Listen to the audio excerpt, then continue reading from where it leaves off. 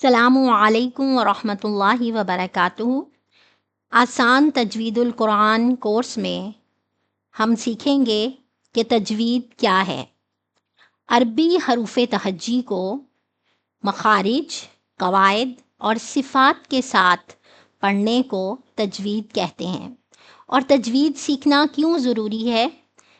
تاکہ ہمیں معانی اور مطالب سمجھ آ سکیں۔ کسی بھی زبان کو سیکھنے سے پہلے ہم اس کے آوازیں سیکھتے ہیں، جیسے انگلش لینگویج کو سیکھتے ہوئے ہم اس کے فونکس سیکھتے ہیں، اردو کو سیکھتے ہوئے ہم اس کی صوتیات سیکھتے ہیں۔ اسی طرح عربی لینگویج کو سیکھتے ہوئے ہمیں اس کے مخارج کو جاننا بہت ضروری ہے۔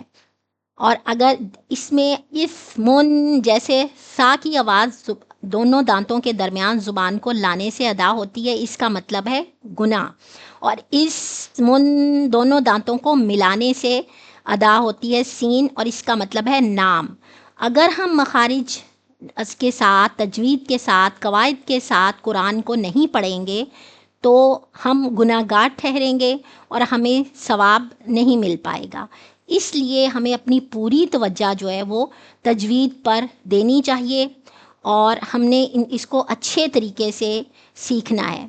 اور اب ہم اس کے بعد سیکھیں گے کہ مخارج کسے کہتے ہیں۔